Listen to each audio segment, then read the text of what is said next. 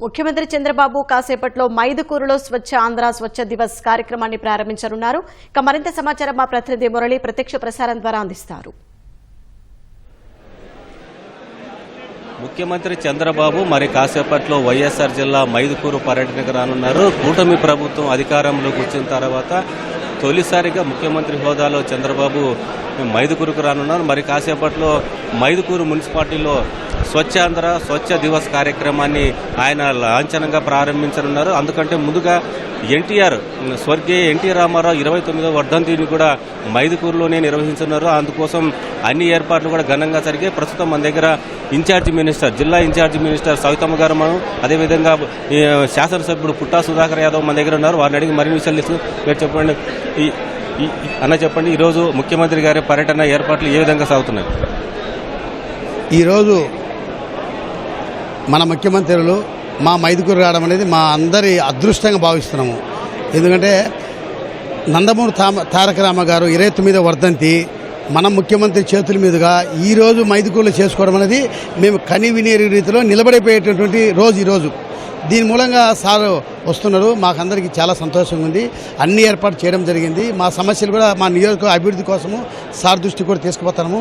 ఆ అభివృద్ధి బాటలో చెప్పాలనుకున్నాము. దాంట్లో ముఖ్యంగా మాది రాజోల ఆనకట్ట అనేది చాలా ముఖ్యమైన ఘట్టం. అది దానికి ఈరోజు ఇక్కడి నుంచే చెప్పాలనుకున్నాము. ఇంతకుముందు ఉన్నటువంటి ప్రభుత్వం ఉన్నటువంటి రాజశేఖర్ రెడ్డి శంకుస్థాపన చేసిండు, జగన్మోహన్ రెడ్డి శంకుస్థాపన చేసిండు, కానీ దాన్ని ఎక్కడ కానీ వర్క్ స్టార్ట్ చేయలేదు.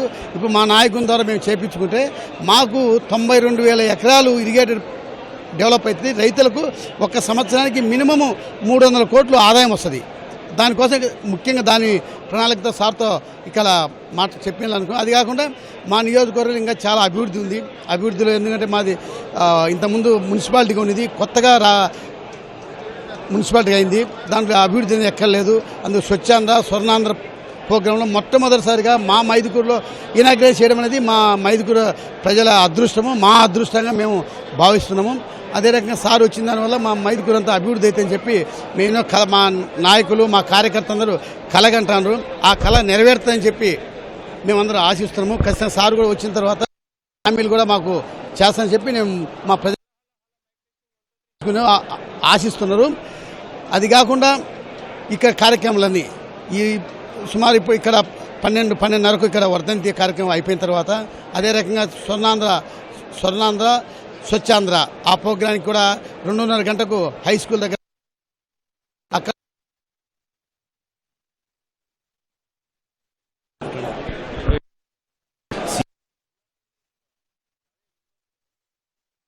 మీరు కూడా ఇన్ఛార్జ్ మంత్రిగా ఉన్నారు. ముఖ్యమంత్రి పర్యటన ఎట్లా చూస్తారు? ఎలాంటి కార్యక్రమాలు ఇక్కడ చేపట్టబోతున్నారు ముఖ్యమంత్రి గారు?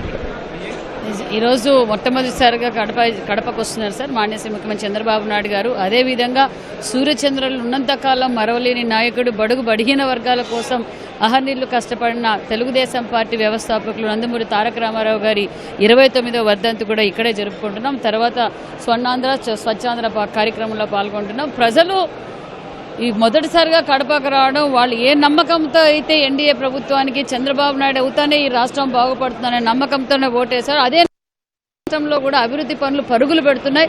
అదేవిధంగా కడపలో కూడా ఈ అనేక కార్యక్రమాలు కూడా ముఖ్యమంత్రి గారు నాంది పలికారు. ఆల్రెడీ పనులు కూడా మొదలైనాయి.